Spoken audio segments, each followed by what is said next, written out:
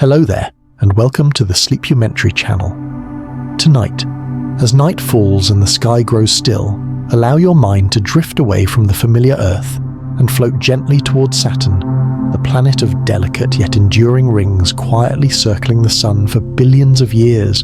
Beneath that gentle beauty lies something extraordinary, the richest and most mysterious system of icy moons in the solar system, where ice is not merely stillness, but memory, motion, and even the seed of life. On tonight's journey, we will not rush to seek answers. Instead, we listen as science tells its story of ice cliffs taller than mountains, of salty oceans hidden deep beneath thick shells, of ice of invisible gravitational forces that quietly warm these frozen worlds. Each discovery does not make the universe feel cold or distant. It makes it more human, more intimately connected to humanity's timeless question: can life exist in places once thought impossible? As you soften your breathing, let Saturn's icy moons pass gently through your thoughts, without noise, without fear, leaving only the calm assurance of a vast universe where we are small, yet never alone. So before we continue, hit like and subscribe so you don't miss a single revelation as this story unfolds moment by moment in real time. Tell me in the comments where you're watching, from what time it is there, and whether you believe we're hearing the whole truth about what's unfolding above our heads. And if you want to keep the signal alive, share this video on X, Facebook, Reddit, or even just with the people who still look up at night. You are the reason we can keep following the impossible, and for that, thank you. Far from the warmth of the Sun, beyond the familiar orbits of Earth and Mars, there drifts a world that seems less like a planet and more like a quiet idea suspended in space. Saturn does not shout for attention. It turns slowly, patiently, wrapped in rings, so thin and vast that they resemble brushstrokes made of ice and time. For centuries, humans admired Saturn as a symbol of balance and beauty. Yet only recently have we begun to understand that the true wonder of Saturn does not lie in its rings alone, but in the silent congregation of moons that circle it. Saturn is not merely a planet, it is a system, a small cosmic family bound together by gravity, resonance, and deep time. More than 140 confirmed moons orbit this gas giant, and many of them are worlds unto themselves, each with its own history, geology, chemistry, and quiet mysteries. In the solar system, no other planet hosts such a diverse collection of natural satellites. Some moons are smooth and reflective like frozen mirrors. Others are scarred, fractured, or strangely asymmetrical. Some hide oceans beneath ice. One even carries rivers, rain, and seas made not of water, but of liquid methane. To understand Saturn is to let go of the idea that moons are simple companions. Around this planet, moons become laboratories of physics and chemistry, shaped by tidal forces, radiation, and orbital rhythms that play out over billions of years. Gravity here is not static. It is dynamic, constantly kneading ice, warming interiors, stretching crusts, and quietly rewriting landscapes. Saturn itself is mostly hydrogen and helium, a vast sphere with no solid surface. Yet its immense gravity reaches far beyond its cloudy atmosphere, shaping everything around it. The rings composed of countless particles of ice and rock are only part of this gravitational choreography. Beyond them, moons glide along paths that are rarely accidental. Many are locked into orbital resonances, subtle gravitational dances, where one moon's orbit gently tugs another's, exchanging energy like a slow cosmic breath. These resonances matter. They are the reason some moons remain geologically alive long after they should have frozen solid. As moons flex under Saturn's gravity and each other's pull, friction generates heat deep within. In places where sunlight barely reaches, this hidden warmth can melt ice, sustain oceans, and allow chemistry to persist in darkness. For scientists, Saturn's moon system has become a reminder that energy does not always come from stars. Sometimes it comes from motion itself, from orbits that never quite settle, from worlds that are stretched and relaxed again and again like slow heartbeats echoing through space. When the Cassini spacecraft arrived at Saturn in 2004, it did more than take pictures. It listened. It measured magnetic fields, sampled particles, mapped gravity, and followed the faint whispers of interaction between Saturn and its moons. Over 13 years, Cassini transformed our understanding of what moons can be. What once appeared as distant points of light became textured landscapes, cliffs of ice, canyons, hundreds of kilometers long surfaces painted by ancient impacts and slow internal change.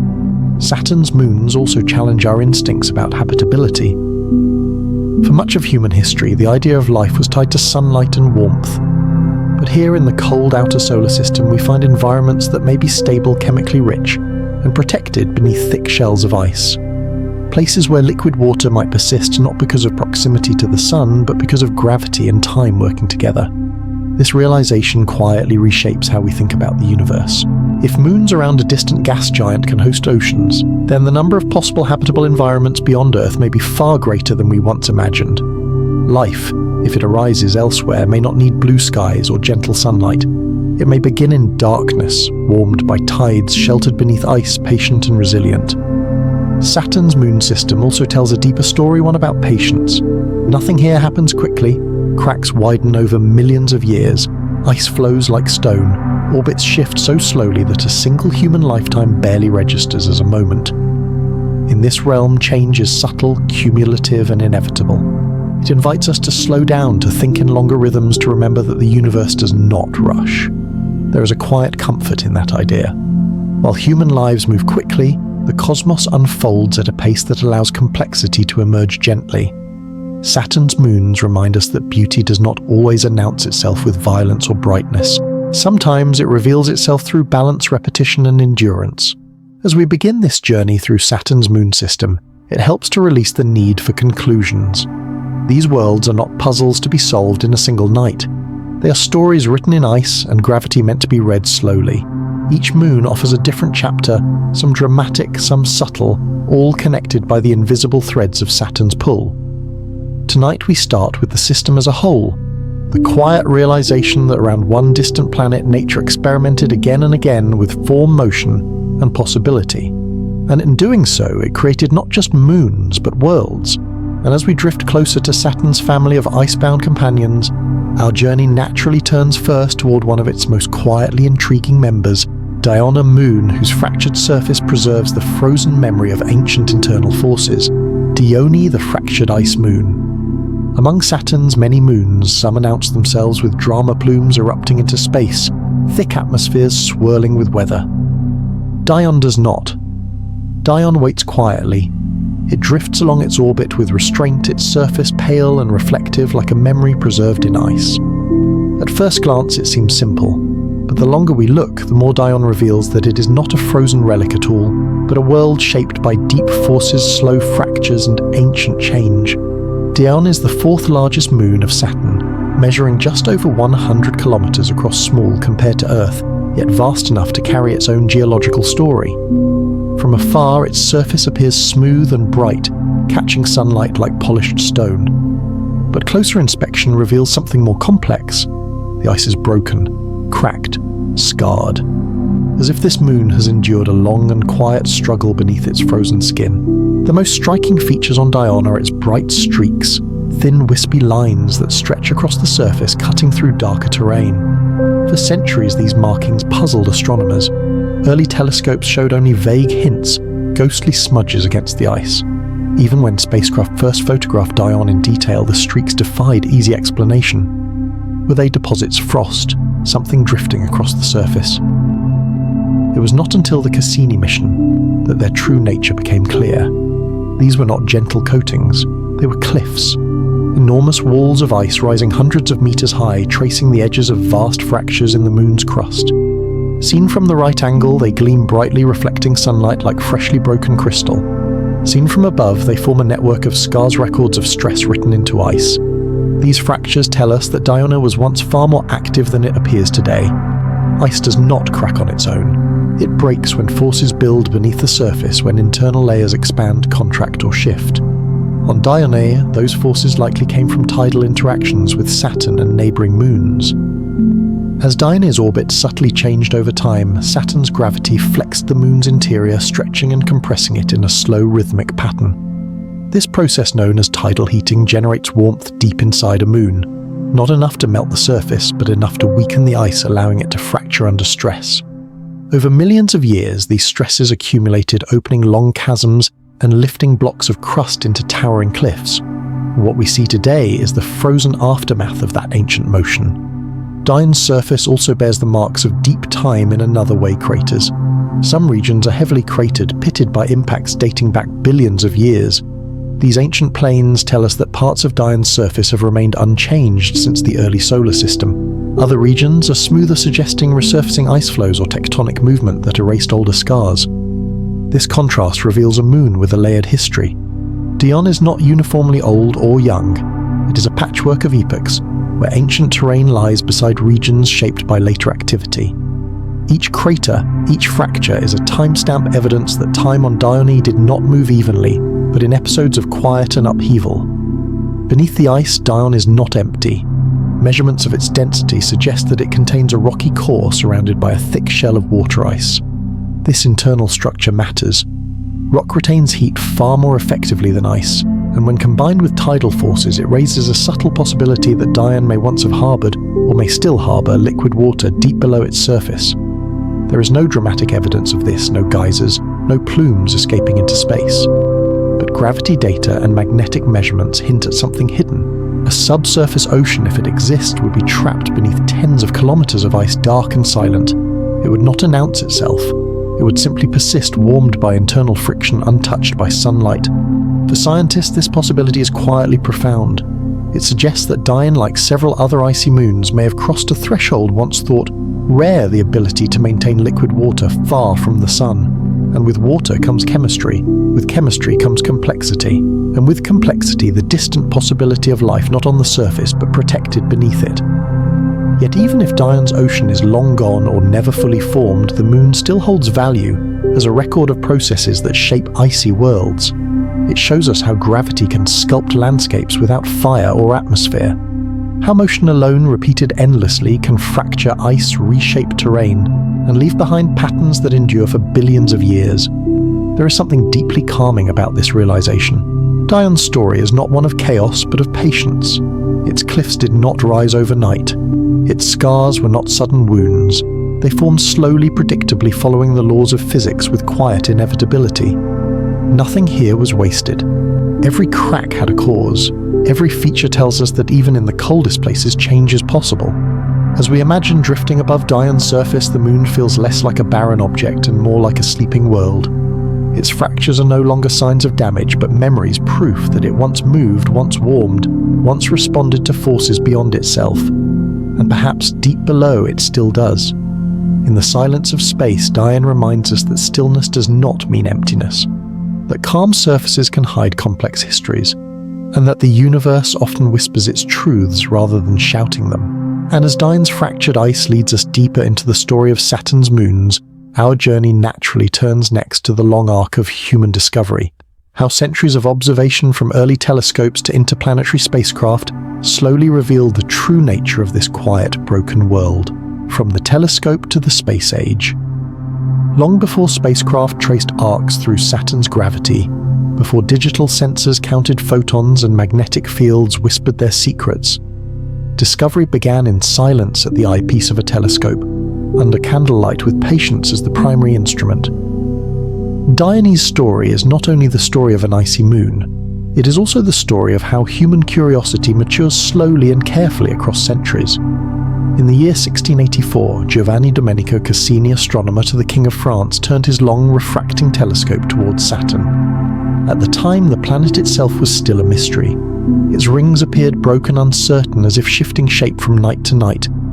Around it, faint points of light moved with subtle regularity. Cassini watched. He measured. He waited. And in those careful observations, he identified a new companion to Saturn, what we now call Dione.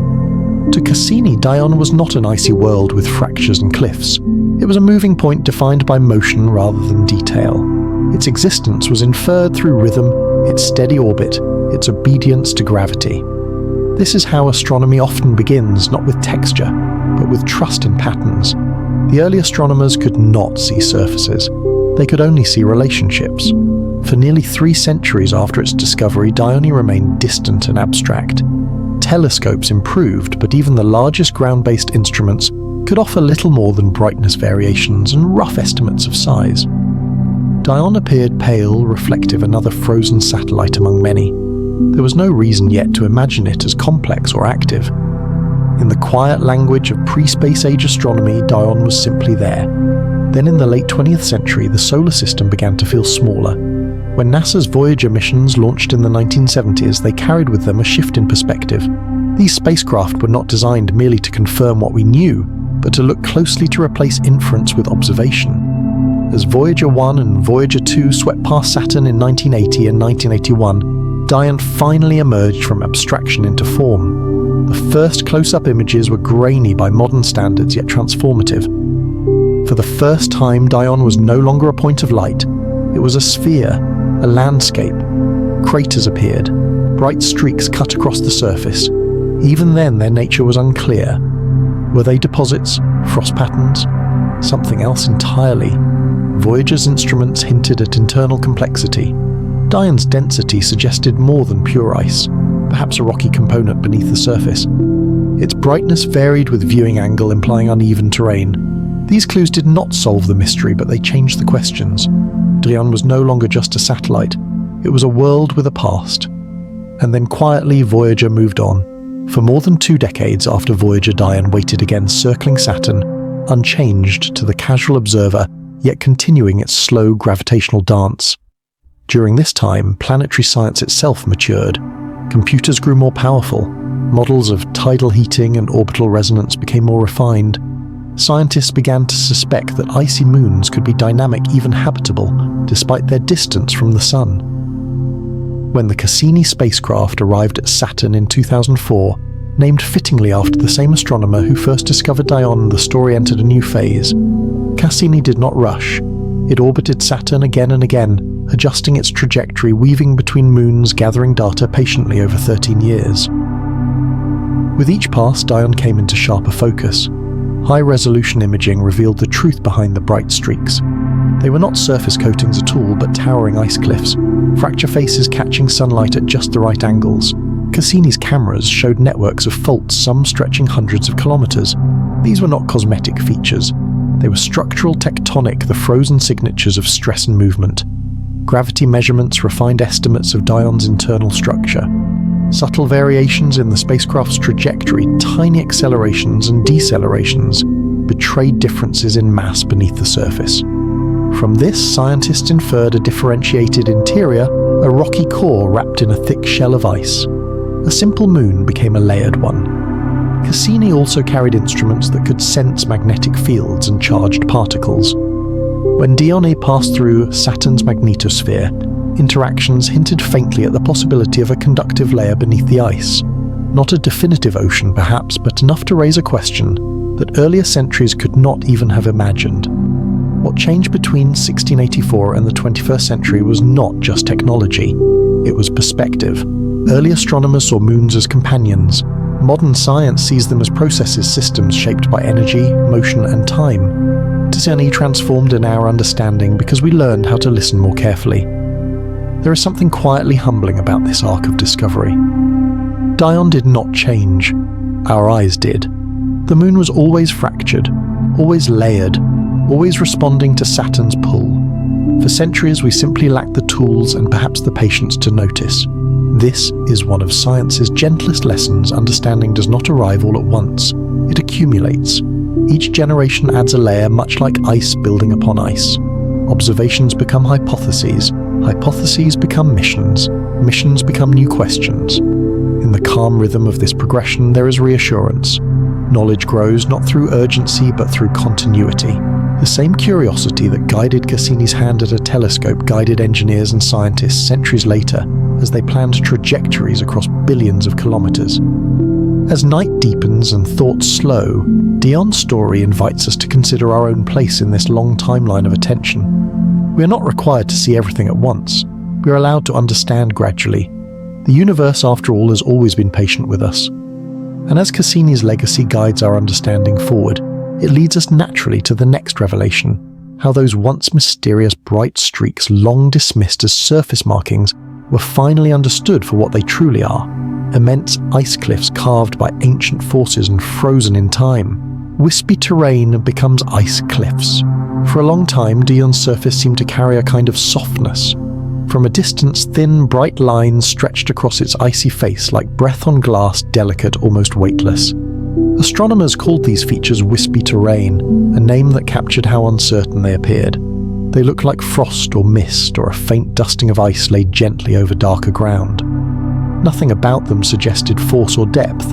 They seemed decorative, not structural. And yet the universe often hides its most dramatic truths behind subtle appearances. When the Cassini spacecraft began its close, careful passes by Dione, it brought with it a new way of seeing. No longer limited to distant light, Cassini could change angles, follow shadows, and let the sun slide low across the moon's horizon. In those long, slanted hours of illumination, the wisps began to transform. Shadows appeared where none were expected. What Cassini revealed was astonishing in its quiet clarity. The wispy terrain was not a coating at all. It was the exposed faces of immense ice cliffs, sheer walls rising hundreds of meters, sometimes more, from the moon's surface. These cliffs marked the edges of deep fractures, chasms carved into Dione's icy crust, extending for hundreds of kilometers across the landscape. The brightness that once seemed like frost was simply sunlight reflecting off fresh, steep ice. When viewed from above, the cliffs vanished into thin lines. When viewed from the side, they rose like frozen ramparts, catching the light and casting long, calm shadows across the plains. This discovery changed everything we thought we knew about Dione. Ice on Earth is often fragile. It melts, flows, breaks apart. But on Dione, ice behaves differently. At temperatures far below freezing, water ice becomes rigid, almost rock-like.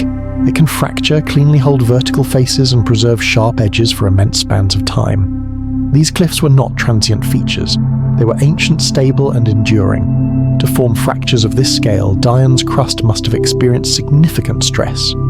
Ice does not open kilometer-deep cracks without cause. The most likely source was tidal forcing Saturn's immense gravity, flexing Dione's interior as the moon followed its slightly elliptical orbit. Over long periods, this rhythmic stretching and relaxing would have built stress in the crust until it finally gave way. When it did, the crust split. Along these fault lines, blocks of ice shifted. Some dropped, some tilted, some pulled apart just enough to expose clean, reflective faces. Over time, micrometeorite impacts darkened surrounding terrain, while the steep cliff faces remained bright, continually refreshed by tiny collapses that revealed clean ice beneath. What we see today is not motion but memory. The cliffs are records of a time when Dione was more active, when internal heat and orbital dynamics worked together to reshape the surface. They are geological sentences written in ice describing forces that no longer speak as loudly. There is a particular calm in realizing that even violence in the universe can leave behind beauty. These fractures were moments of stress, perhaps even upheaval. Yet billions of years later they appear serene, still, balanced. Their drama has softened into geometry and light. Cassini's discovery also taught scientists something deeper about how to read icy worlds. Features that appear gentle from afar may be severe up close. Surfaces that seem passive may conceal structural complexity. On moons like Dione, perspective is everything. Change the angle and the story changes. This lesson would echo across the study of other icy moons: Enceladus, Rhea Tethys, even distant Europa around Jupiter. Fractures, ridges, and bright streaks began to be seen not as surface decoration, but as windows into internal processes. The language of ice became clearer, and yet Dione remains restrained. Unlike Enceladus, it does not vent water into space. Unlike Europa, it does not display chaotic terrain suggesting recent resurfacing. Its fractures are ancient, its activity subdued. This makes Dione feel like a world in repose, a body that once moved vigorously, but has since settled into stillness. There is something profoundly restful about that idea. Dione does not demand attention. It does not erupt or roar. It simply preserves. Its cliffs stand as quiet monuments to forces long past, reminding us that the universe does not erase its history, it archives it. As we imagine drifting slowly above these ice walls, the scale becomes almost meditative. No wind, no sound, just the gentle curve of the moon beneath the distant glow of Saturn above, and cliffs that have waited in silence longer than life on Earth has existed. In this stillness, the mind begins to slow. Thoughts stretch out like shadows at low sun. The need to understand everything at once fades. It becomes enough to simply observe, to know that beneath the calmer surfaces, there are stories of transformation patiently held. And as the meaning of Dione's wispy terrain settles into clarity, no longer mist but structure, we are naturally led to ask a deeper question: what lies beneath the ice itself inside this quietly fractured moon, waiting unseen in the darkness below? Dion's internal structure. When we look at Dione from afar, it appears simple. A pale, icy sphere drifting quietly around Saturn. Its surface reflects sunlight evenly, its motion steady and predictable. Yet as with many worlds in the outer solar system, the true story of Dione does not lie on the surface. It lies beneath it, hidden in layers shaped by gravity, chemistry, and deep time. Understanding a moon's interior is never straightforward. We cannot drill through its crust or peer directly into its core. Instead, scientists listen carefully to subtle clues: the way a moon moves, how its gravity tugs on passing spacecraft, how dense it is compared to its size. From these quiet measurements, a picture slowly emerges. In Dione's case, that picture tells us something important. Dione is not made of ice alone. If Dione were a body of pure frozen water, its density would be relatively low. Ice, even compressed under its own weight, remains light compared to rock. But measurements of Dione's mass and volume reveal a higher density than ice can explain on its own. This tells us that beneath the moon's bright crust lies something heavier, a rocky core. This realization shifts how we understand Dione entirely. Rather than being a simple frozen remnant of the early solar system, Dione is a differentiated world. That means its materials separated early in its history: dense rock sinking inward, lighter ice rising outward. This process requires heat, enough warmth at least briefly to allow materials to rearrange themselves. The likely structure of Dione, as scientists now understand it, is a small compact rocky core at the center, surrounded by a thick shell of water ice that makes up most of the moon's volume. The core may contain silicate rock, similar in composition to Earth's mantle, mixed with heavier elements. Above it, the ice shell stretches outward for hundreds of kilometers, forming the fractured surface we see today. This internal layering matters deeply, even if it is invisible. Rock retains heat far better than ice. Once warmed, whether by radioactive decay early in the moon's history or by tidal interactions with Saturn, a rocky core can act as a slow reservoir of thermal energy. It releases heat gradually over billions of years, long after the surface is frozen solid. This gentle warmth may have played a crucial role in shaping Dione's past. It could have softened the ice shell from below, making it more responsive to stress. It could have helped generate the fractures that later became the towering ice cliffs. And under the right conditions, it might even have allowed liquid water to exist temporarily or persistently between the rock and ice. The idea of liquid water deep inside an icy moon is both scientifically significant and quietly poetic. It reminds us that warmth does not always announce itself with fire or light. Sometimes it exists silently hidden beneath layers sustaining change and darkness. On Dione, any such water would be buried far below the surface under immense pressure and cold. There would be no waves, no sunlight, no sky. And yet chemically it would be active, a place where rock and water meet, where minerals dissolve, where energy can flow slowly through chemical reactions. Even if Dione's interior ocean, if it ever existed, is now frozen or only partially liquid, the structure itself tells us that the moon once had options. It was not locked into stillness from the beginning. Its history includes warmth, movement, and differentiation. Cassini's data helped refine this picture. As the spacecraft passed close to Dione, its trajectory was minutely altered by the moon's gravity. These tiny changes, almost imperceptible, allowed scientists to map how mass is distributed inside the moon. The results supported the idea of a dense core and a lighter outer shell, a layered interior rather than a uniform block of ice. What is remarkable is how gentle this process of discovery is. No explosions, no dramatic signals, just patience, precision, and trust in the laws of physics. Dione's interior was revealed not by force, but by listening. There is something deeply calming about this method. It mirrors the way understanding often arrives in our own lives, not through sudden revelations, but through quiet accumulation. Small details align, patterns emerge, and one day a deeper structure becomes visible beneath what once seemed flat and simple. Dione's internal layering also places it in a broader family of icy moons. Across the outer solar system, from Europa to Enceladus to Ganymede, we see similar architectures: rock at the center, ice on the outside, and sometimes water in between. These worlds suggest that differentiation is not rare, it is natural given enough time and energy. This realization subtly expands our sense of possibility. If many icy moons have layered interiors, then many may have once hosted, or may still host, environments where chemistry could unfold in liquid water. Life, if it arises elsewhere, may do so not on surfaces bathed in sunlight, but in hidden layers warmed gently from within. Yet Dione remains restrained. There is no evidence of active plumes, no signs of recent resurfacing driven by internal oceans breaking through. Its structure feels settled, balanced, complete. The forces that once shaped it have quieted, leaving behind a stable configuration that endures. This stability carries a kind of peace. Dione has become what it is, and it no longer struggles to change. Its rocky heart rests beneath ice, its fractures frozen in place, its motion steady and unhurried. As we imagine drifting inward past the cliffs through the ice shell toward the dark core, we are reminded that complexity does not require noise. It can exist quietly, held together by gravity and time. And as this understanding of Dione's layered interior settles into stillness, it naturally invites the next question, one that science approaches with care and humility. Could this internal structure have allowed Dione to harbor a hidden ocean, resting unseen beneath its frozen shell? Does Dione have a subsurface ocean? There are some questions in science that arrive loudly announced by fountains of ice and water bursting into space.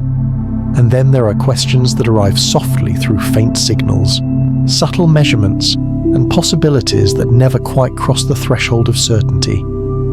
The question of whether Dione hides a subsurface ocean belongs firmly to the second kind. At first glance, Dione does not look like a moon with liquid water. Its surface is calm and ancient, its fractures frozen in place, its activity subdued. There are no geysers, no visible plumes, no dramatic signs of energy escaping from below. Compared to its restless neighbour Enceladus, Dione seems almost reserved content to keep its secrets hidden. And yet when scientists began to look more closely, they noticed quiet hints that something more might be happening beneath the ice. One of the most intriguing clues comes from magnetic field measurements collected by the Cassini spacecraft. As Dione moves through Saturn's powerful magnetosphere, a vast invisible bubble of charged particles, the moon interacts with this magnetic environment. In some cases, those interactions can induce secondary magnetic signals within a moon itself. Such induced magnetic fields can occur when a layer of electrically conductive material lies beneath the surface. Salty liquid water is an excellent conductor.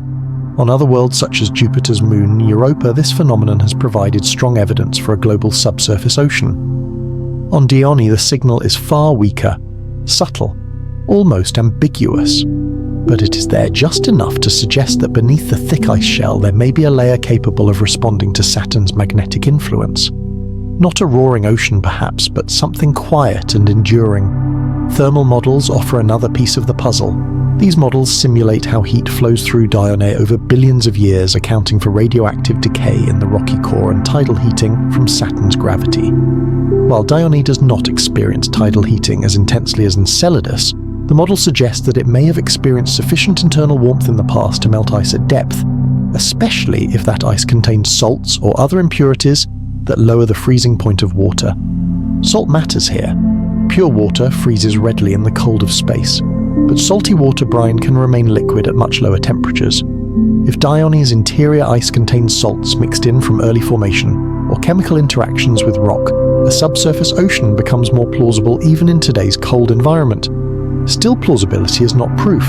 Unlike Enceladus, which openly vents material from its interior, Dione offers no direct samples of what lies below. There are no plumes for spacecraft to fly through, no jets of water ice carrying chemical signatures into space. Dione's ice shell appears thick and intact, acting as a patient barrier between any hidden liquid and the vacuum above. This difference may simply be a matter of degree. Dione is larger than Enceladus, with a stronger gravitational hold on its ice. Its fractures, while vast, do not appear to penetrate all the way through the shell. Any ocean beneath would remain sealed, stable, and silent. In some ways, this silence is reassuring. A subsurface ocean that does not erupt may be long-lived, protected from radiation and temperature extremes.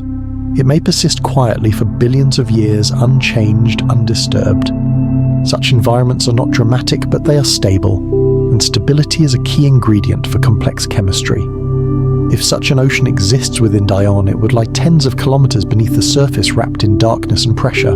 There would be no waves shaped by wind, no tides stirred by moons, only slow currents driven by heat and chemistry. At the boundary where water meets rock, minerals could dissolve, reactions could occur, and energy could flow gently from the core outward. This rock-water interface is of special interest to scientists studying the potential for life beyond Earth. On our own planet, similar environments deep beneath the ocean floor host rich ecosystems that rely not on sunlight, but on chemical energy.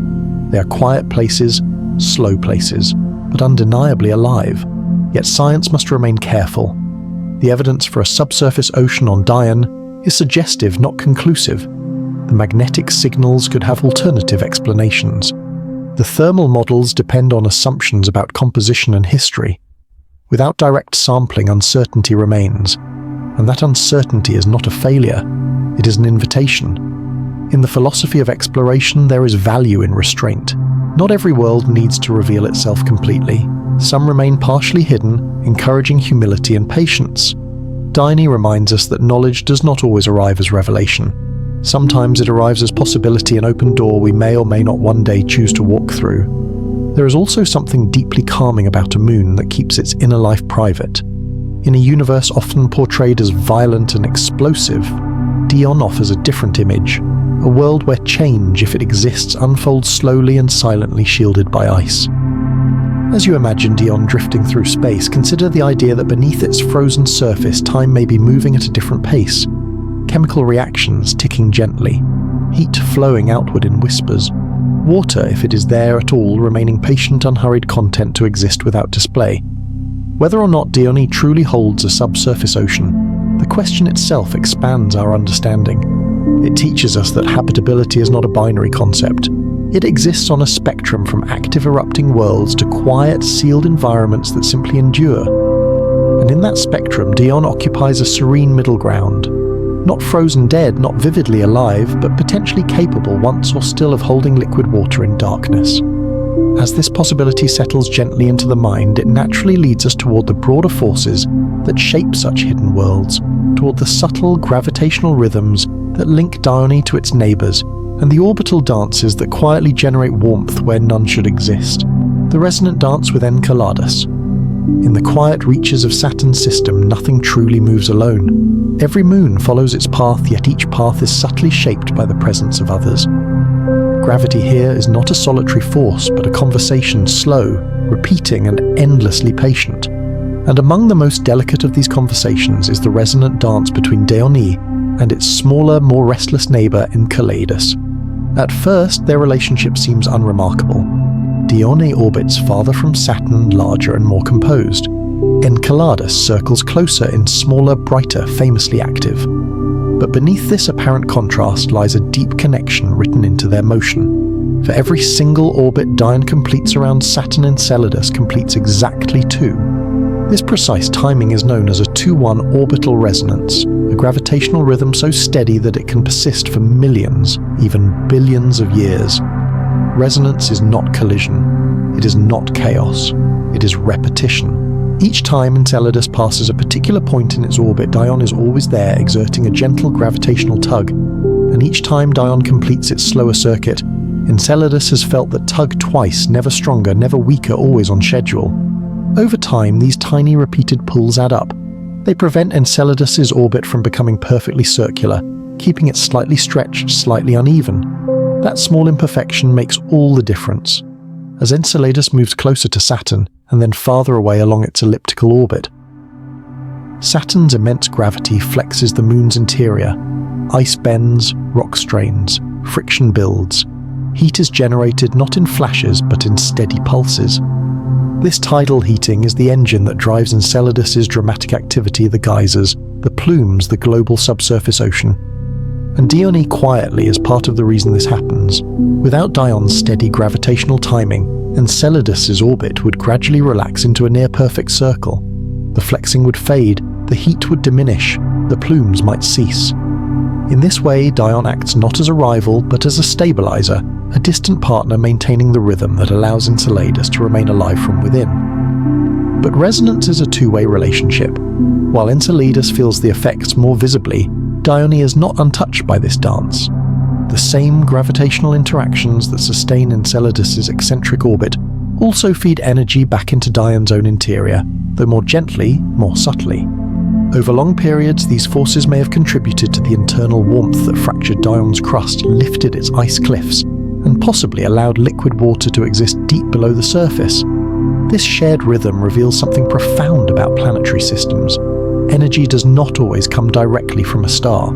Sometimes it flows sideways, moon to moon, passed along through gravity like a quiet inheritance. In Saturn's system, heat is not evenly distributed. It is concentrated where motion is sustained by resonance. From a scientific perspective, this makes orbital resonance one of the most important mechanisms for habitability beyond Earth. Without it, many icy moons would be geologically dead, frozen solid, inactive, chemically static. With it, even small worlds can remain dynamic, warm enough inside to support oceans in darkness. From a human perspective, resonance offers a gentler metaphor. Dione and Enceladus do not touch. They do not collide. They do not exchange matter. And yet, through consistency alone, they profoundly influence one another. Their relationship is built on timing, patience, and repetition. Each moon stays true to its path, and in doing so helps sustain the other. There is something deeply calming in that image. In the stillness of space, these worlds move like dancers who never meet, yet never fall out of step. Their motion is silent, invisible, and yet it shapes landscapes, warms oceans, and keeps possibilities alive where none should exist.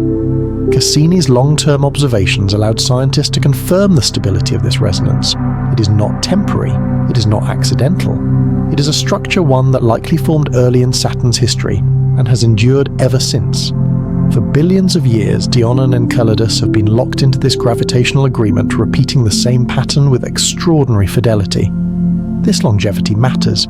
It means that the heat generated by resonance is not fleeting. It is dependable, and where energy is dependable, complexity can take root. In Enceladus, we see that complexity erupt into space plumes carrying water salts and organic molecules. In Dione, complexity remains more reserved, perhaps confined to the interior, perhaps long faded, perhaps still quietly present.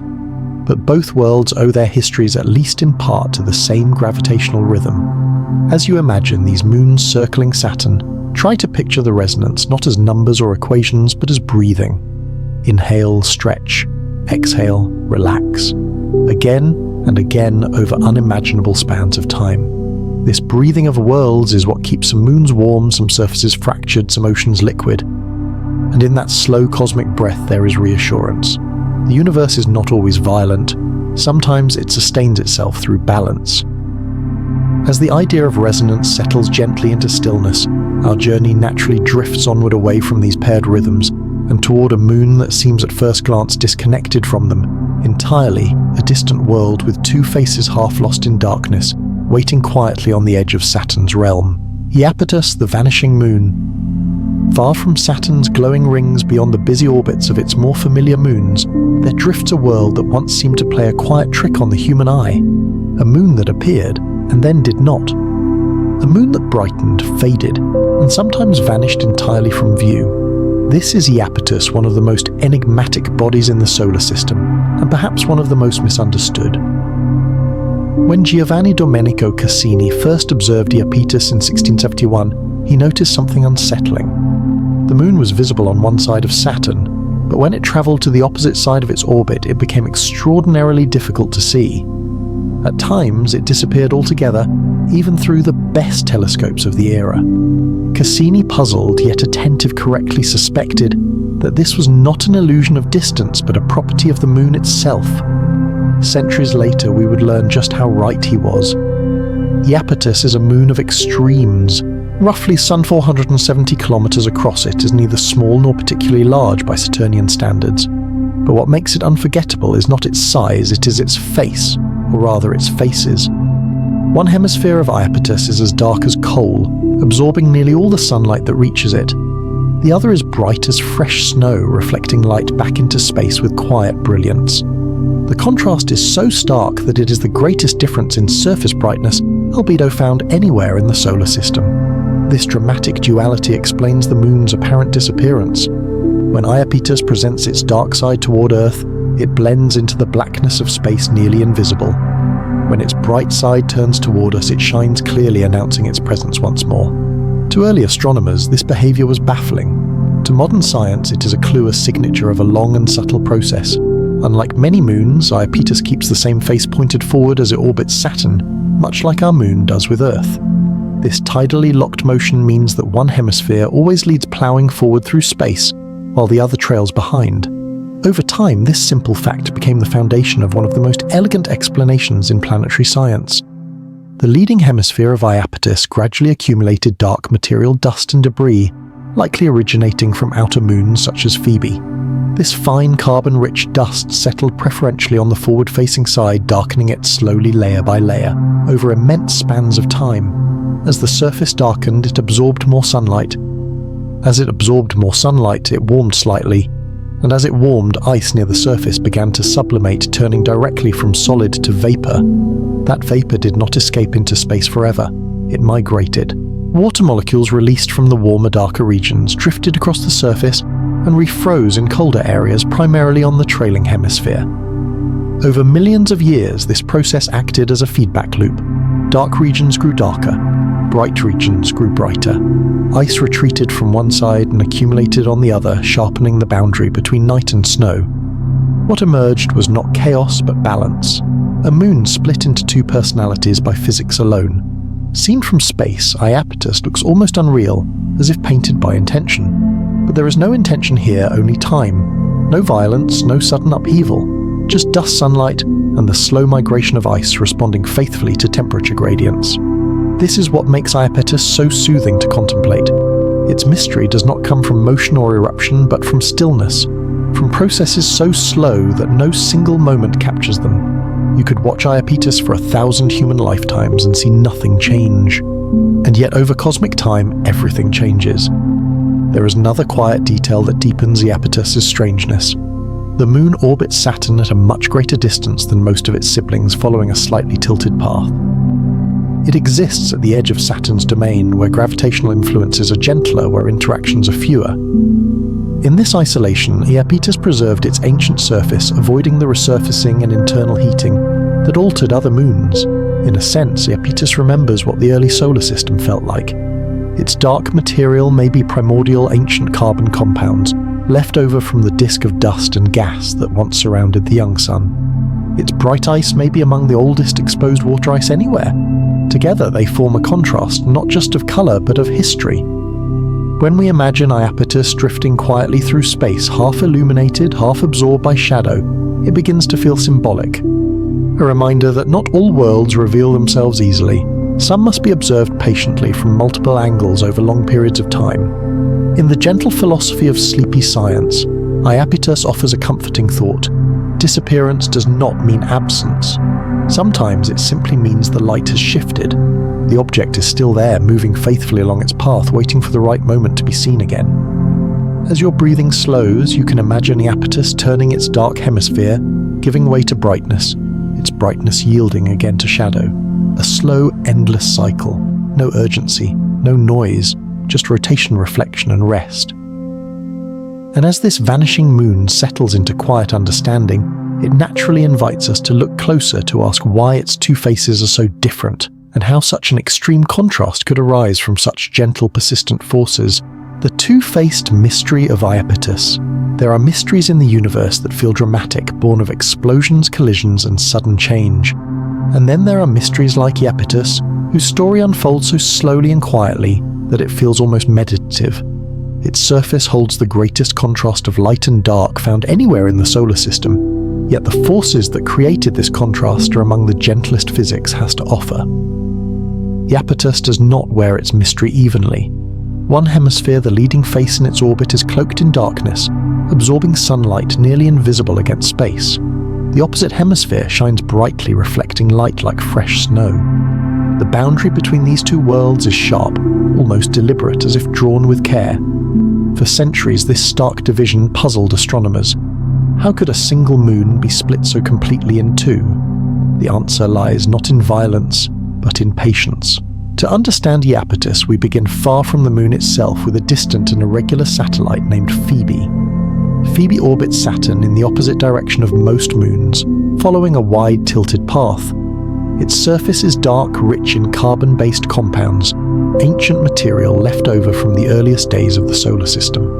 Over time, tiny impacts and gradual erosion release dust from Phoebe into space, creating a vast diffuse ring that slowly spirals inward towards Saturn. This dust does not fall evenly. As Iapetus travels along its orbit, one hemisphere always faces forward.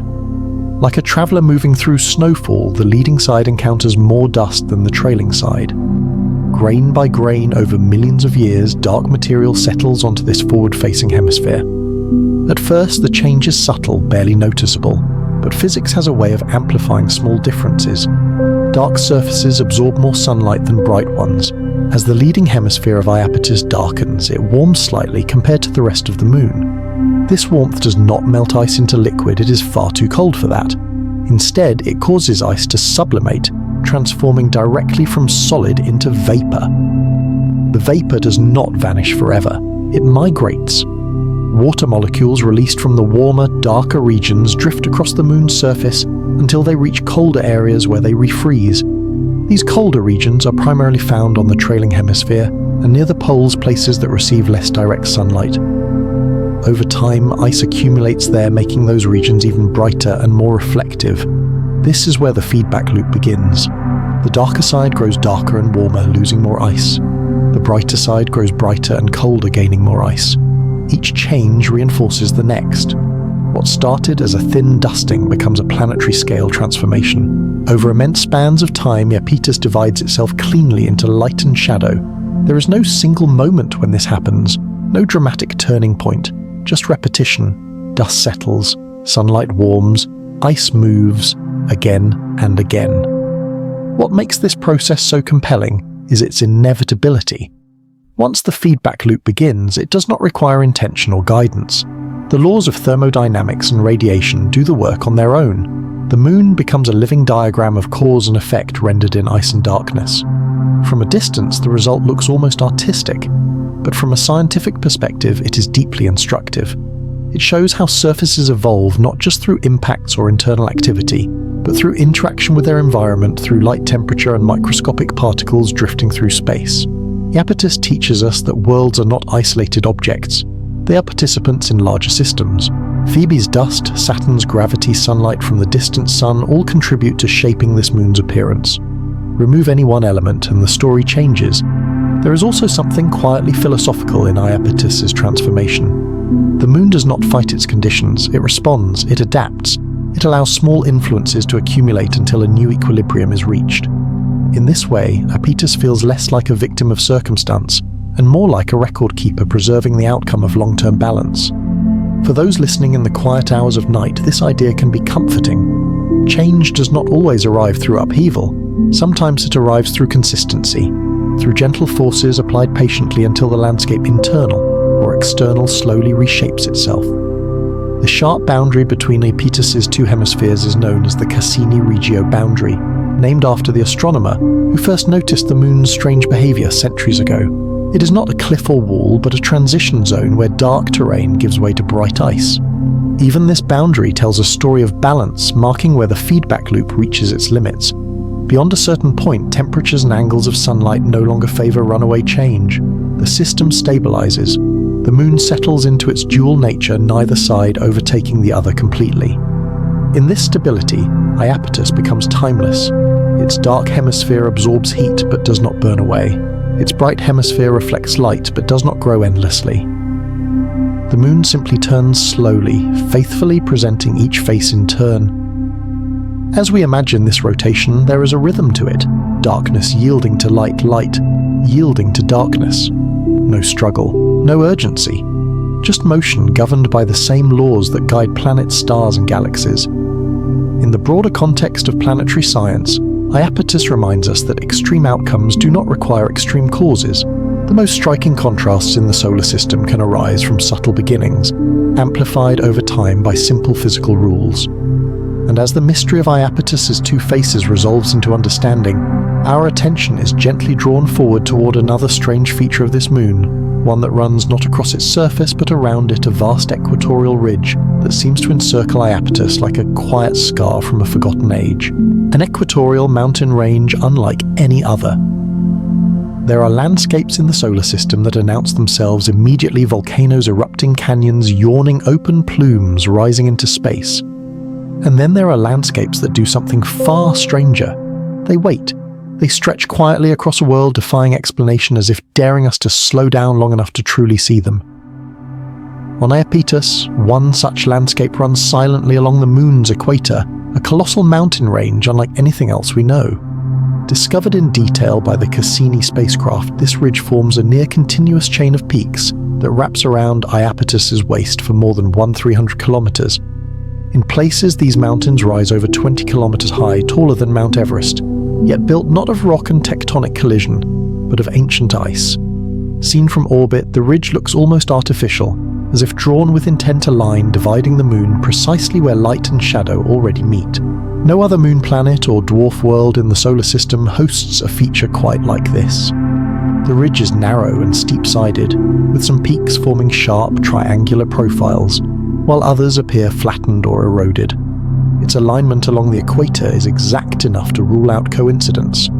Whatever created this structure knew where the equator was, or more precisely, was governed by the same physics that defines it.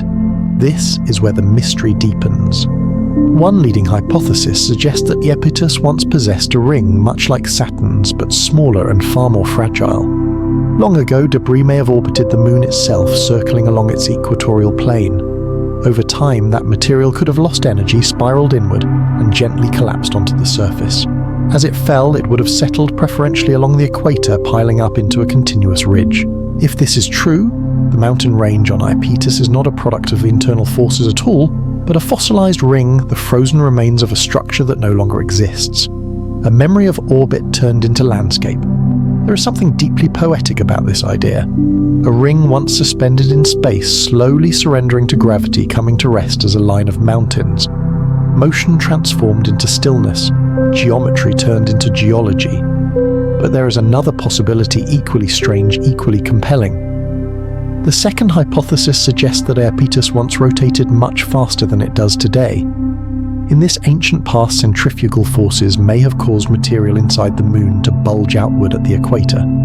If the rotation was fast enough, stresses could have concentrated there, fracturing the crust and allowing ice to flow or accumulate along that line. As Iapetus gradually slowed, likely due to tidal interactions with Saturn, this equatorial bulge would have frozen in place. The rotation eased, but the mountains remained locked into the shape of a long-forgotten spin. In this scenario, the ridge is not a deposit from above, but a scar from within a structural imprint of a time when Iapetus moved very differently through space. Both ideas share a quiet truth: the ridge is ancient. Crater counts suggest it formed early in the moon's history, not long after Iapetus itself came together. Whatever created it happened once slowly and then never again. Since then, the moon has simply carried this feature forward through time unchanged. There is no sign of tectonic activity shaping the ridge today. No earthquakes, no eruptions. The mountains stand as they are gradually softened by micrometeorite impacts and thermal cycling, but fundamentally intact. They do not grow. They do not move. They simply endure. This endurance is what makes the ridge so soothing to contemplate. On Earth, mountains are restless. They rise, erode, collapse, and rise again. They are shaped by weather, water, and life. On Iapetus, there is no rain, no wind, no flowing rivers. Time itself is the only sculptor, and it works very slowly. Imagine standing on one of these peaks. The sky would be black even at noon. Saturn would hang in the distance, vast and luminous, its rings a thin, pale arc.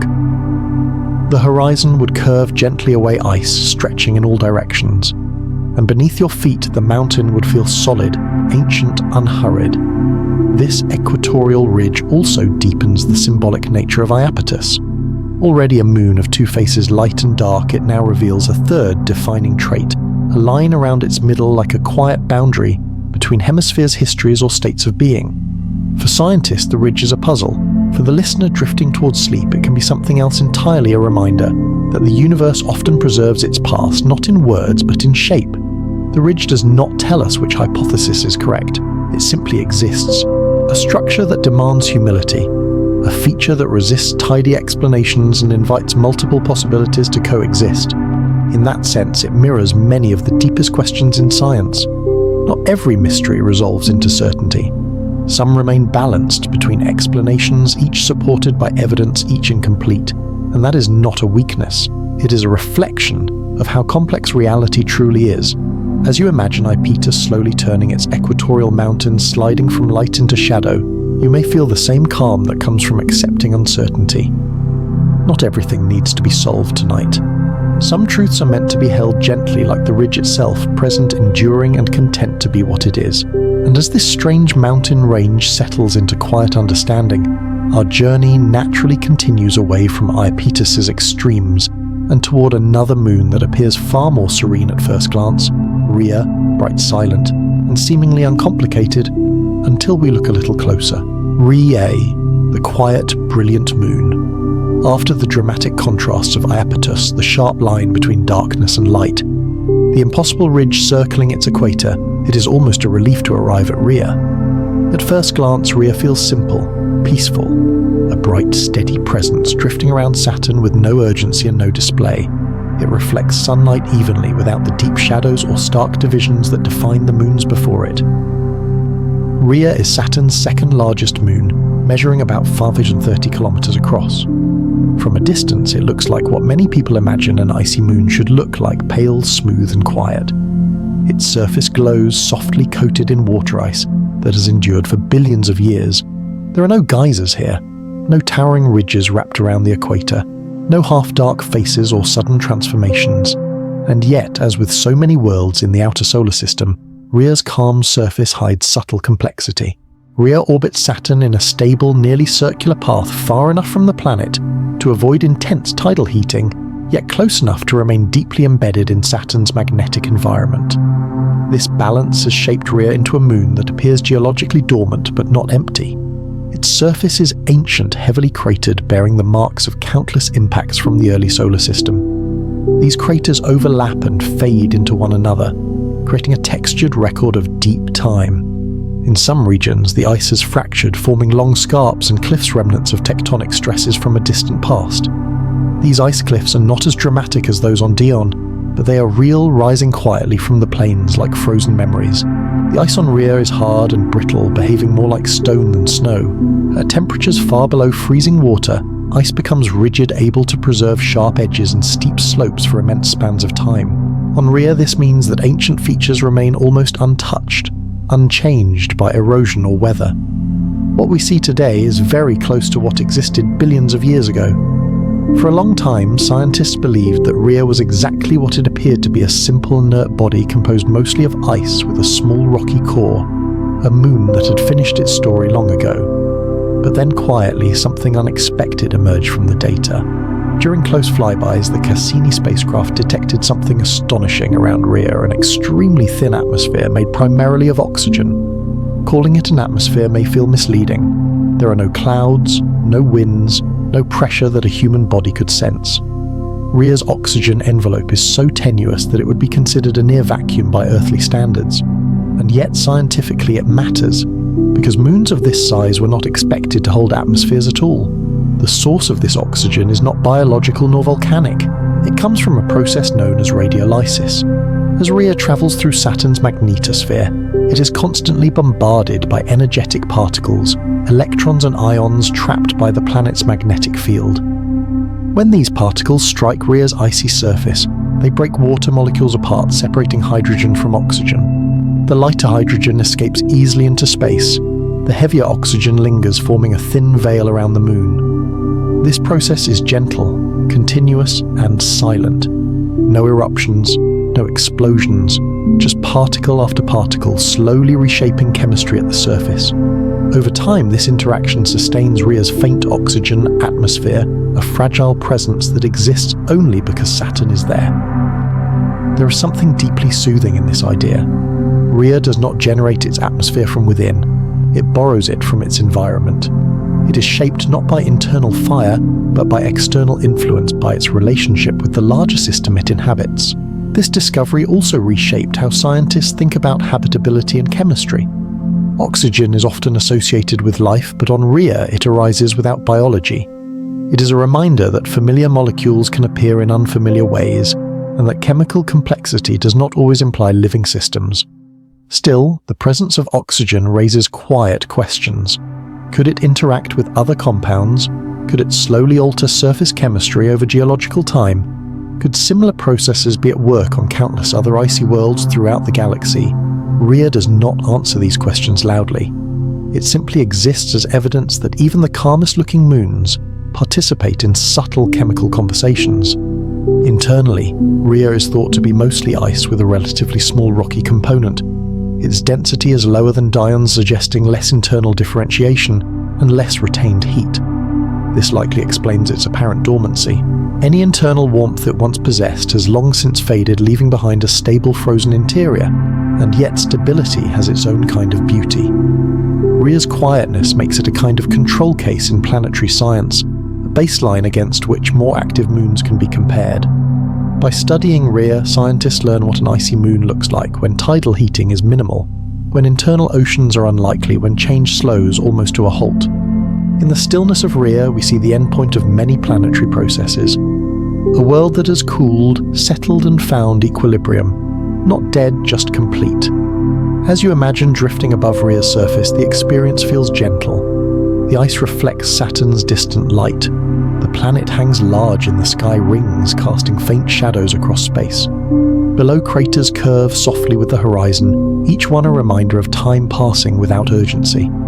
There is no need for drama here. Rhea offers something else: reassurance. A reminder that not every world must be dynamic to be meaningful. Some worlds exist to show us what balance looks like, and as this quiet, brilliant moon settles into calm understanding, our journey naturally moves onward toward a deeper question. Raised by its unexpected oxygen veil, could Rhea beneath its ancient ice ever have held something more? Perhaps even a hidden ocean waiting in silence. Rhea's unexpected oxygen atmosphere. There are moments in science when discovery arrives not with surprise but with quiet disbelief. A moment when the data appears correct, the instruments behave as expected, and yet the result feels slightly out of place, as if reality has whispered something we did not think to ask. The discovery of oxygen around Rhea was one of those moments. Rhea, calm and ancient, was never expected to hold an atmosphere of any kind. It is too small, its gravity is too weak, its temperature far too cold. For decades, planetary scientists assumed that any gas released at Rhea's surface would simply drift away into space, lost almost instantly to the vacuum. And for the most part, that assumption was correct. Almost. When the Cassini spacecraft flew close to Rhea, its instruments detected something faint but unmistakable: a thin envelope of oxygen molecules surrounding the moon. Not thick enough to breathe, not thick enough to form clouds or weather, but real, persistent, measurable. For the first time, scientists had confirmed that a moon could sustain an oxygen atmosphere without life, without volcanoes, and without internal oceans venting gas from below. Rhea had achieved something quietly extraordinary. To understand how this happens, we must widen our perspective beyond the moon itself. Rhea does not exist in isolation. It orbits deep within Saturn's magnetosphere, a vast invisible structure shaped by the planet's powerful magnetic field. This magnetosphere traps charged particles from the solar wind, accelerating them to high energies and guiding them along invisible paths around the planet. As Rhea moves through this environment, it is constantly bombarded by energetic electrons and ions. These particles strike the moon's icy surface with gentle persistence.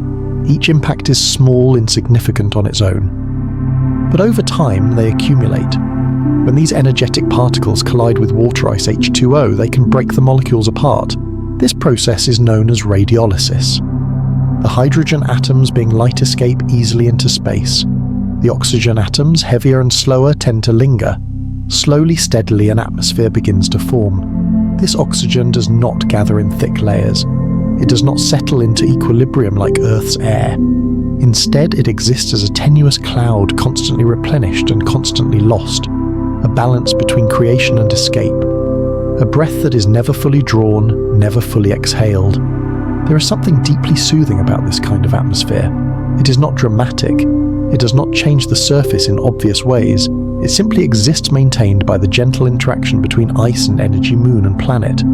What makes Rhea's oxygen atmosphere especially fascinating is what it is not. It is not biological. It is not a sign of life. On Earth, oxygen is inseparable from biology produced by photosynthesis, consumed by respiration woven into ecosystems. On Rhea, oxygen is a byproduct of physics alone. This distinction matters. It reminds us that familiar molecules can arise in unfamiliar contexts, that oxygen, water, and organic compounds do not automatically imply living systems.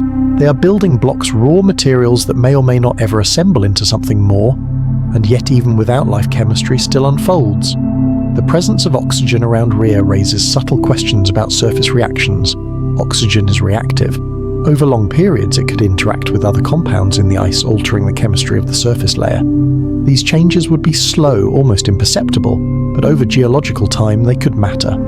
This is where Rhea becomes quietly important. By studying moons like Rhea, scientists learn how radiation shapes icy worlds, how magnetospheres influence chemistry, how atmospheres, however thin, can exist without internal heat or biological activity. These lessons extend far beyond Saturn. They apply to countless icy bodies orbiting giant planets throughout the galaxy. In distant star systems, similar processes may be unfolding right now. Moons bathed in radiation, ice slowly breaking apart, oxygen accumulating molecule by molecule. Rhea becomes a reference point, a reminder that even small worlds can host complex interactions. There is also a philosophical calm in realizing how gentle this process is. No eruptions, no pressure, no storms, just energy flowing quietly, reshaping matter at the smallest scales. It is chemistry without urgency. Cassini's discovery did not overturn our understanding of Rhea, it refined it. The moon remains cold, ancient, largely inactive, but now we know that it is not chemically silent. It participates in its environment, responding to Saturn's magnetic embrace in subtle ways. This adds a new dimension to Rhea's identity. It is no longer just a frozen archive of the early solar system. It is a living interface, a place where space ice and energy meet continuously. As you imagine Rhea drifting through Saturn's magnetosphere, picture that faint halo of oxygen surrounding it, like a breath held in stillness, invisible to the eye, detectable only through careful listening. A reminder that presence does not require intensity. In the language of sleepy science, Rhea's atmosphere teaches us something gentle. Not all significance is loud. Some truths exist at the edge of detection, waiting patiently for us to notice. And as this fragile veil of oxygen settles into understanding, our journey naturally turns inward toward the question that follows quietly behind every atmospheric discovery, whether beneath Rhea's ancient ice there could ever have been enough warmth to hold liquid water even briefly in the deep and distant past. Does Rhea harbour a subsurface ocean? Some questions in planetary science are asked because evidence demands them. Others are asked because possibility quietly refuses to go away. The question of whether Rhea harbours a subsurface ocean belongs to the second kind. It is not a question shouted by geysers or announced by dramatic fractures. It arrives softly, carried by models, measurements, and a sense that even the quietest worlds deserve to be considered carefully. Rhea, after all, appears settled. Its surface is ancient and heavily cratered, its ice bright and stable, its orbit calm and nearly circular. Compared to moons like Enceladus or Europa, worlds alive with motion and internal heat, Rhea feels complete, as if it has already finished becoming what it is, and yet science has learned to be cautious with first impressions. To ask whether Rhea could hold liquid water beneath its ice, we begin not with observation, but with physics. Heat is the essential ingredient. Without sufficient internal warmth, ice remains ice-locked solid in the cold. Rhea's size works against it here. Smaller than Earth's moon, and less dense than Dione, Rhea does not retain heat efficiently. Any warmth left over from its formation would have dissipated long ago. Tidal heating, the slow flexing caused by gravitational interactions, is another potential source of internal energy. But Rhea's orbit is nearly circular, and its interactions with neighbouring moons are mild. Unlike Enceladus, which is continually kneaded by resonance, Rhea experiences little ongoing flexing. The gentle rhythm of its orbit offers stability, not strain, and yet models sometimes reveal more than surfaces suggest. Some thermal simulations propose that early in Rhea's history billions of years ago conditions may have briefly allowed for partial melting at depth. Radioactive elements within a small rocky core could have produced modest heat. If Rhea's ice contained salts or other antifreezes, the melting point would have been lower, increasing the chance that liquid water could exist at least temporarily between rock and ice. These models are careful, conservative. They do not claim a global ocean or a long-lived one. At most, they suggest a transient layer, a pocket of liquid water that may have formed, lingered quietly, and then refrozen as the moon cooled. If such a layer existed, it would have left subtle traces rather than dramatic ones. Perhaps slight differentiation in the interior. Perhaps faint chemical signatures preserved in ice. Perhaps nothing at all that we can currently detect. This uncertainty is important. In science, not all questions resolve into clear answers. Some remain open not because we have failed, but because nature has chosen subtlety over display. Compared to Europa's strong magnetic induction signals or Enceladus's plumes rich with water vapor and organic compounds, Rhea offers no direct evidence of an ocean today. Cassini's gravity data suggest a largely uniform interior, consistent with a mostly frozen body. There are no obvious surface features that demand recent internal activity, and yet the absence of evidence is not always evidence of absence, especially when the processes involved are quiet and ancient. There is also the matter of time. Oceans do not need to exist forever to matter. Even a temporary body of liquid water present for a few 100 million years early in Rhea's history could have allowed chemical interactions between rock and water. Such interactions are foundational in planetary chemistry, creating gradients of energy and complexity even in darkness. From this perspective, Rhea becomes part of a broader continuum. At one end are moons like Enceladus, warm, active, openly oceanic. At the other are moons that froze quickly and completely. Rhea may sit somewhere between a world that briefly flirted with internal warmth before settling into stillness. There is a quiet dignity in that possibility. Not every world needs to be active to be meaningful. Some worlds are important precisely because they show us where the boundaries lie, how much heat is enough, how long it must last, how structure and size influence destiny. Rhea helps define the threshold between icy worlds that awaken internally and those that remain frozen archives.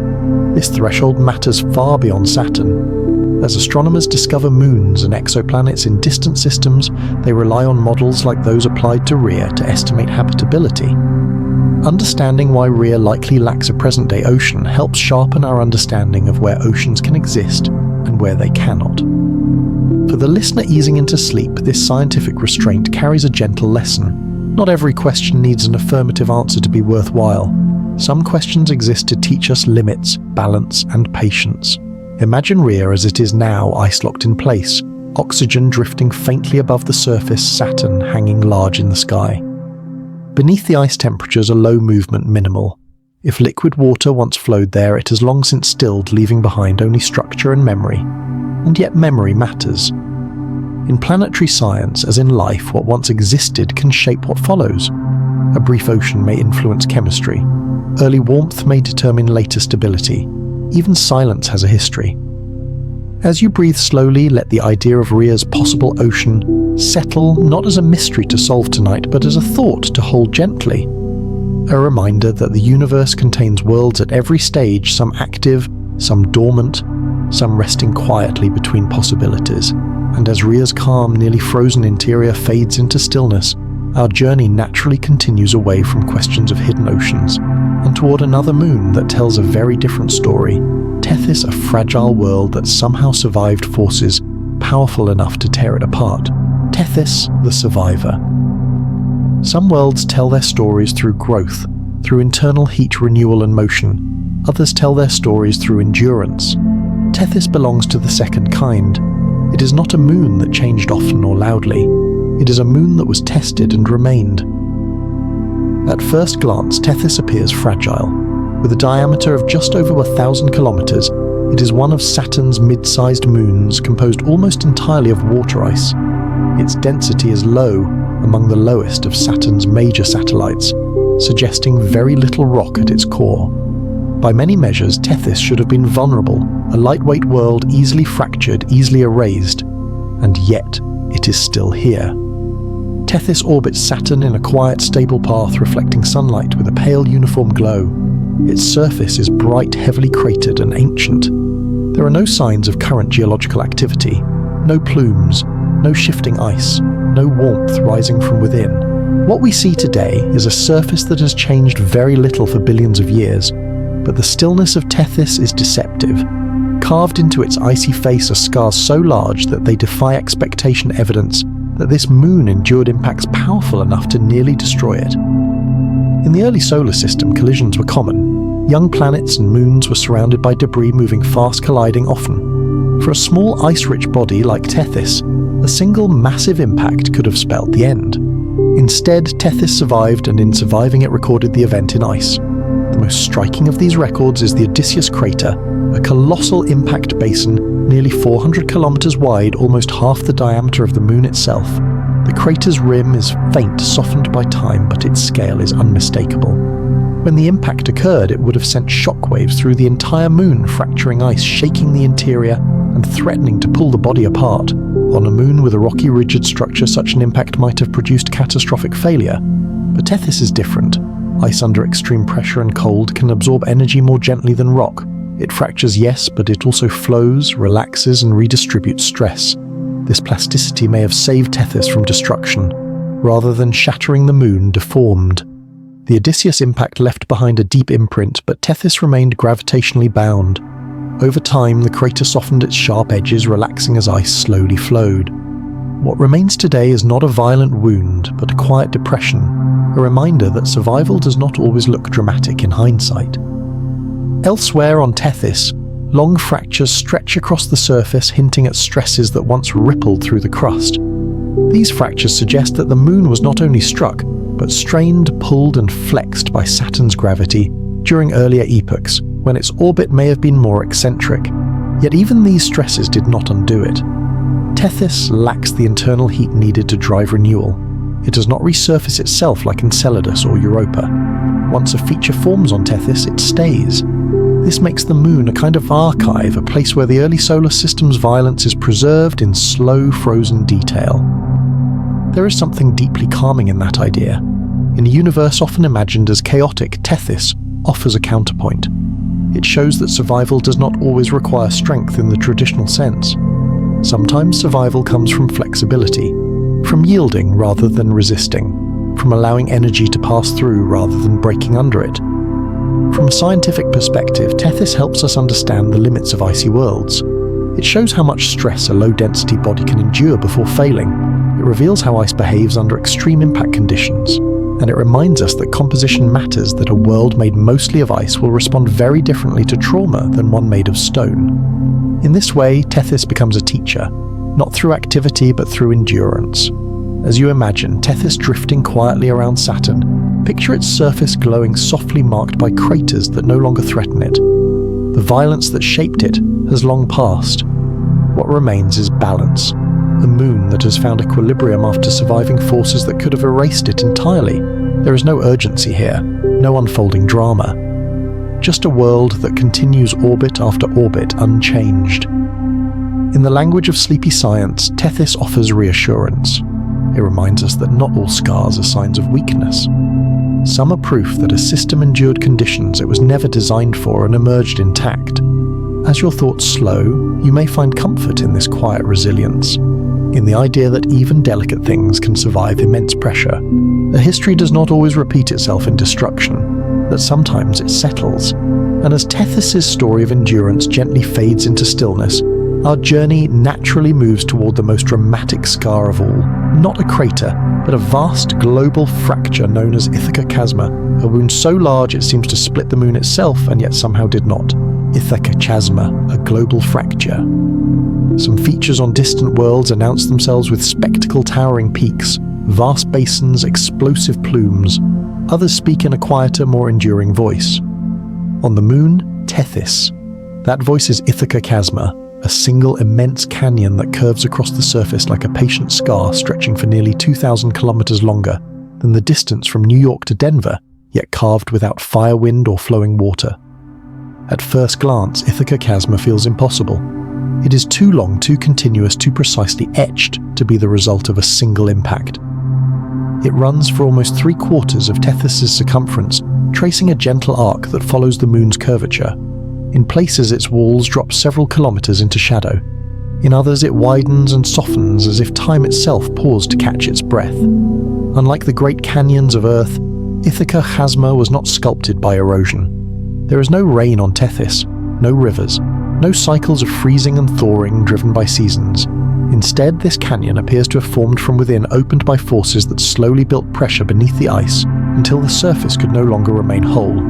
The leading explanation is elegant in its simplicity. Long ago, Tethys may have held a small amount of liquid water deep inside perhaps a transient ocean or a slushy layer between rock and ice. As the moon cooled over time, that internal water would have begun to freeze, and when water freezes, it expands. This expansion matters. Even a modest increase in volume when applied across a planetary body can generate tremendous stress. As the interior of Tethys slowly turned solid, it would have pushed outward against the overlying ice shell. The crust, brittle and cold, could not stretch indefinitely. Eventually it cracked, opening a vast fracture that relieved the pressure in a single sweeping release. Ithaca Chasma may be the frozen record of that moment. There is no evidence that the fracture opened suddenly like a violent tear. More likely it formed gradually, propagating along lines of weakness, extending step by step as internal stresses redistributed. Over time, the crack widened its walls, settling into the shape we see today. Once the pressure eased and the interior fully froze, the process stopped. The canyon remained. This interpretation fits with Tethys' character. The moon is mostly ice with very little rock. It lacks the internal heat needed to remain active. Any liquid water would have been temporarily present early and gone quickly by geological standards. Ithaca Chasma then becomes a kind of farewell, a final expression of internal change before the moon settled into long-term stillness. There is something deeply calming in that idea, a world that changes once profoundly and then rests. Ithaca Chasma also speaks to scale. On Earth, a canyon of this length would dominate continents, reshape climates, redirect rivers. On Tethys, it exists in silence. No sound echoes from its walls, no dust drifts in the air. Shadows move slowly as the sun traces a low arc across the sky, revealing and concealing the canyon's depth with gentle patience. Imagine drifting above it in orbit. Below, the ice glows faintly, reflecting Saturn's distant light. The canyon curves away, following the moon's roundness, never quite ending. There is no sense of danger here, only distance, proportion, and time. From a scientific perspective, Ithaca Chasma helps us understand how icy worlds respond to internal change. It shows that even moons with minimal heat can experience dramatic tectonics if conditions align just once. It demonstrates how phase changes, liquid to solid, can reshape entire bodies. And it reminds us that water, even when hidden and fleeting, can leave permanent marks. In this way, Ithaca Chasma is not just a canyon. It is a boundary between eras. On one side lies a warmer past when internal water may have existed briefly. On the other lies the long frozen present. The fracture marks the transition, a geological punctuation between motion and rest. There is also a quieter, more human resonance to this feature. Many things in the universe and in life do not change continuously. They build tension slowly and visibly until one moment of release alters everything. After that, equilibrium returns. The system settles, the crack remains, but the strain is gone. Tethys seems to embody this pattern with remarkable clarity. Unlike more active moons, it does not reopen its wounds. Ithaca Chasma has not been overprinted by later tectonics. It has not been erased by resurfacing. It simply persists unchanged, allowing us to read its story billions of years later. For the listener easing towards sleep, this persistence can feel reassuring. It suggests that change, even when profound, does not have to be ongoing to be meaningful. Some transformations happen once, and that is enough. As you imagine the canyon resting in the cold, let the thought settle that even the largest fractures can become part of a stable whole, that the release of pressure can bring calm, that after expansion and strain there can be quiet. Ithaca Chasma no longer grows, it no longer deepens. It exists as a memory written in ice, a reminder that Tethys once held something warmer inside and that it let go gently. And as this global fracture fades into stillness, our journey naturally continues toward another immense mark on Tethys' surface, one created not by internal expansion, but by an ancient impact so vast it nearly defined the moon itself, the Odysseus Impact Basin. There are moments in the history of a world that arrive not as gradual change but as sudden interruption. A single instant that leaves a mark so large it reshapes everything that follows. On the moon, Tethys, that moment is preserved in the vast quiet depression known as the Odysseus Impact Basin. Odysseus is not just a crater, it is a memory of scale. Spanning nearly 400 kilometers in diameter, almost half the width of Tethys itself, it is one of the largest impact features relative to the size of its host body anywhere in the solar system. If such an event occurred on Earth, it would rewrite continents. On Tethys, it nearly rewrote the moon. And yet remarkably, Tethys endured. When the object that formed Odysseus struck the early solar system was still a crowded place. Debris moved quickly, collisions were frequent, and icy moons like Tethys had not yet fully cooled. Their interiors were warmer, their ice less brittle, more able to respond to stress. This detail matters deeply, because it explains why Tethys survived an impact that could otherwise have shattered it completely. Ice, when cold and rigid, fractures easily. But ice that is warmer, closer to its melting point, can behave more like a slow-moving solid. It deforms, it absorbs energy, it flows just enough to soften catastrophe into transformation. The Odysseus impact likely occurred during this gentler phase of Tethys's history. The energy released would have been immense, sending shockwaves through the moon, fracturing the crust and threatening to pull the body apart. But instead of breaking, the ice yielded. The surface collapsed inward, forming a broad basin. The rim rose gently, then relaxed. Over time, gravity and the slow creep of ice smoothed the crater's features. What remains today is not a sharp wound, but a softened impression, a vast, shallow depression that hints at violence without shouting it. This softness is the clue. Unlike rocky worlds where large impacts leave crisp, towering rims and jagged ejecta, Odysseus appears subdued. Its edges are rounded. Its depth is modest compared to its width. These characteristics tell us that Tethys was not rigid stone at the time of impact. It was ice-cold, yes, but still capable of slow recovery. In this way, Odysseus becomes a timestamp. It marks a period when Tethys was still transitioning, cooling, settling, becoming the frozen archive we see today. The crater's very existence tells us not only that an impact occurred, but when it could have occurred. There is a quiet elegance in how scientists read this story. No sound remains from the collision, no debris still flies, only shape, proportion and texture remain, and from those a narrative unfolds. From orbit, Odysseus blends gently into the surrounding terrain. It does not dominate the moon's appearance unless one knows where to look. This too is calming. Even the most enormous events eventually fade into balance. Time has a way of smoothing extremes. Imagine standing at the rim of Odysseus. The sky above would be black Saturn hanging silently in the distance. The basin would stretch out before you, vast and shallow, curving with the moon's horizon. There would be no wind, no sound, just ice, light and distance. It is difficult in such a place to imagine the violence that once occurred, and yet that violence is essential to understanding Tethys's resilience. Odysseus did not destroy the moon. It did not trigger ongoing activity or renewed warmth. Instead, it became part of the moon's settled state. After the impact, Tethys continued to cool. Its interior lost heat.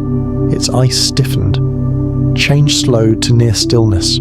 The crater did not heal completely, but it did not deepen either. It reached equilibrium. In the broader story of Saturn's moons, Odysseus offers a lesson in thresholds. There is a point beyond which a body cannot endure impact. Tethys came close to that point and stopped just short of it. The difference between survival and destruction lay in temperature composition and timing. For planetary scientists, this is invaluable. It shows how small differences in internal state can lead to dramatically different outcomes. Two moons of similar size struck by similar objects may have very different fates depending on whether their interiors are warm or cold, soft or rigid. For the listener drifting towards sleep, the lesson is gentler. Tethys reminds us that survival does not always mean avoidance. Sometimes it means being shaped by events rather than erased by them. The Odysseus Basin is not a sign of failure, it is a sign of endurance. As your thoughts slow, let the image of Odysseus settle, not as a scar, but as a basin of memory, a place where energy was absorbed, redistributed, and released into calm, a reminder that even immense forces can pass through without breaking what lies beneath. The moon that endured this impact did not go on to erupt or change dramatically. It rested, it cooled, it accepted what had happened and continued along its orbit unchanged for billions of years. And as this ancient impact basin fades into quiet understanding, our journey naturally moves forward away from Tethys' trials and toward a moon that represents an entirely different possibility. Titan, a world so complex it feels less like a moon and more like a planet waiting to be understood. Titan, a planet-like world. After drifting past moons shaped by fractures, impacts, and ancient stillness, our journey arrives at a world that feels unmistakably different. Titan does not whisper its presence. It breathes, it weathers, it cycles. Among all the moons of the solar system, Titan stands apart not merely as a satellite of Saturn, but as a world with systems that echo those of planets. Titan is Saturn's largest moon, larger even than the planet Mercury. Wrapped in a dense golden atmosphere, it hides its surface from casual view, inviting patience rather than spectacle. For centuries, telescopes saw Titan only as a hazy orb, glowing softly through layers of cloud. It was not until spacecraft arrived that Titan began to reveal itself, and when it did, it changed how we think about what a moon can be. Titan's atmosphere is thick, denser than Earth's, and composed primarily of nitrogen, the same gas that dominates our own skies. Mixed within it are organic molecules and methane, forming a complex chemical soup that reacts under sunlight and cosmic radiation. High above the surface, these reactions create a persistent orange haze, a veil that softens light and muffles sharp contrast. On Titan, even daylight feels like dusk. Beneath this haze lies a landscape shaped by weather. Unlike any other moon, Titan hosts an active hydrological cycle, though not with water. Here, methane and ethane take the roles of rain and river cloud and sea. Methane evaporates into the atmosphere, condenses into clouds, and falls back to the surface as rain. Over time, it carves channels, fills lakes, and gathers into broad dark seas near the poles. Radar images from the Cassini spacecraft reveal these features with quiet clarity, branching river networks, smooth shorelines, and vast liquid bodies, with names like Kraken Mare and Ligeia Mare. Some of these seas are hundreds of kilometers across their surfaces, calm and reflective, responding gently to Titan's low gravity and thick air. This familiarity is disarming. Rivers, lakes, rain, these are patterns we know. And yet the temperatures on Titan hover near -180 degrees Celsius. Water here is rock-hard ice. Methane, normally a gas on Earth, flows like water does for us. Titan teaches us that planetary processes are not tied to specific substances, but to physics itself. Change the temperature, change the chemistry, and the patterns remain. Titan's surface is also shaped by time in other ways. Vast fields of organic dunes stretch across equatorial regions, formed by winds moving hydrocarbon grains, grain by grain. Cryovolcanic features, if they exist, would erupt not lava but slushy mixtures of water and ammonia, rising briefly from the depths before freezing again. Evidence for such activity is subtle, debated, and rare, but it hints that Titan may not be entirely dormant inside. Because beneath Titan's icy crust lies another familiar possibility, a subsurface ocean. Measurements of Titan's gravity and rotation suggest that beneath tens to hundreds of kilometers of ice, a global ocean of liquid water mixed with ammonia may persist. This ocean is kept liquid not by sunlight, but by internal heat remnants of formation energy and the slow decay of radioactive elements. Ammonia acts as antifreeze, lowering the freezing point and allowing liquid water to exist far from the sun. In this hidden ocean, water meets rock, chemistry unfolds, energy flows quietly. This combination, surface organics, atmospheric chemistry, and a deep ocean makes Titan one of the most intriguing worlds we know. Not because it hosts life as we understand it, but because it hosts the ingredients and processes that precede life. Titan feels like a laboratory frozen in time, exploring alternative paths that chemistry might take. From a distance, Titan's thick atmosphere protects it. It shields the surface from radiation, allowing complex molecules to accumulate rather than break apart.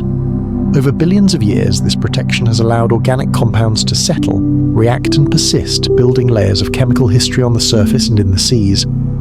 When the Huygens probe descended through Titan's atmosphere in 2005, it confirmed what scientists had long suspected.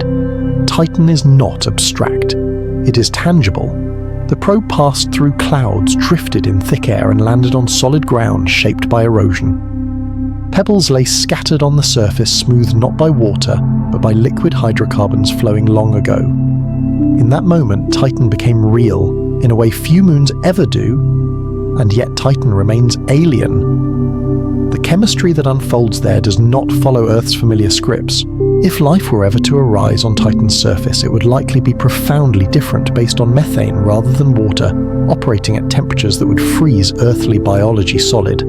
This possibility stretches our imagination without breaking it, inviting us to consider life as a principle rather than a prescription. For the listener easing into sleep, Titan offers a rare blend of familiarity and wonder. It feels like home and not home at once. A place where skies exist, where rain falls, where shores meet seas, yet everything is rearranged by cold and chemistry. There is comfort in this rearrangement. It suggests that the universe is flexible, that the same physical laws can produce many kinds of worlds, each complete in its own way. Titan does not try to be Earth. It is something else, and that is enough. As Saturn rises and sets in Titan's sky, casting faint shadows through orange haze, the world turns slowly, patiently. Seasons change over decades, rains come and go, lakes fill and recede. Beneath it all, a hidden ocean remains sealed away, waiting without urgency.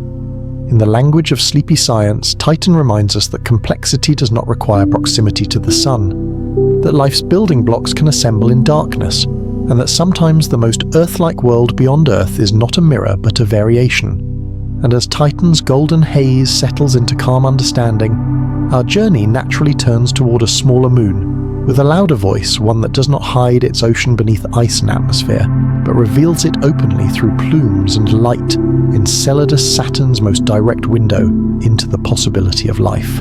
Enceladus, a window to life. Some worlds keep their secrets buried deep beneath ice, sealed away in silence. And then there are worlds like Enceladus, small, bright, and impossibly open, where the interior speaks directly to space. Enceladus is not the largest moon of Saturn. It is not the most massive, nor the most visually dramatic at first glance. Yet among all the worlds we have explored, few have reshaped our understanding of life's possibilities as profoundly as this one. Barely 500 kilometers across Enceladus is a moon that should by every early expectation be frozen solid and long dead, too small to retain heat, too distant from the sun to sustain activity, too lightweight to hold anything complex within, and yet Enceladus defies every one of those assumptions. When the Cassini spacecraft first detected plumes erupting from the moon's south pole, the discovery felt almost surreal. Jets of water vapor and ice particles were streaming into space, rising hundreds of kilometers above the surface. These were not impacts, not illusions, not transient clouds. They were continuous, persistent geysers, active vents connecting the moon's interior directly to the vacuum beyond. For the first time in planetary science, we were not inferring an ocean from gravity or magnetism alone. We were sampling it. As Cassini flew repeatedly through these plumes, its instruments tasted their contents: water vapor, salt, silica nanoparticles, molecular hydrogen, and most quietly astonishing of all organic molecules, including amino acids, the fundamental building blocks of life as we know it.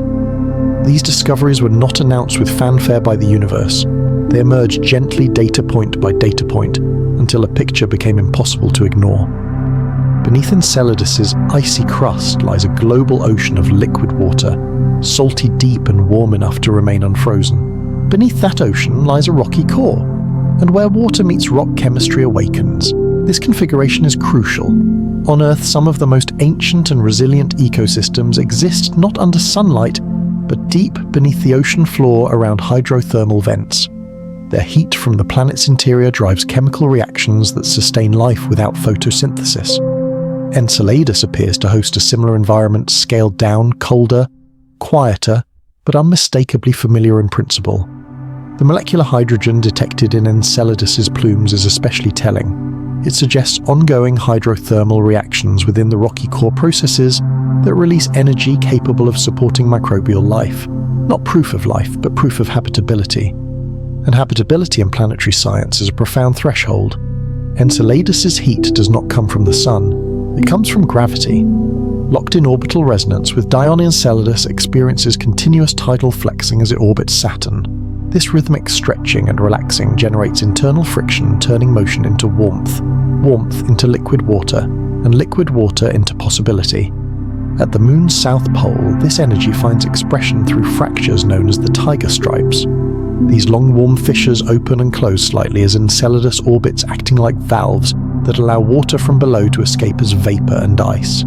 The plumes rise spread into Saturn's E-ring and fall back as snow recycling material between interior and surface in a slow, elegant loop. There is something deeply calming about this cycle. Nothing here is violent, nothing is rushed. The plumes do not explode, they exhale. The Moon does not burn, it breathes. From a scientific standpoint, Enceladus offers something extraordinary accessibility. Unlike Europa, whose ocean lies buried beneath tens of kilometers of ice, Enceladus brings its ocean to us. Spacecraft do not need to drill or melt. They simply pass through the plume, collecting samples as gently as one might collect mist. This accessibility transforms Enceladus into a natural laboratory, a place where questions about life beyond Earth move from abstraction to direct investigation. A world where future missions could search not just for chemistry, but for patterns, imbalances, structures, or signatures that hint at biology. Yet Enceladus does not promise life. It invites humility. Even with water energy and organic molecules, life is not guaranteed. It requires time stability and a cascade of unlikely steps.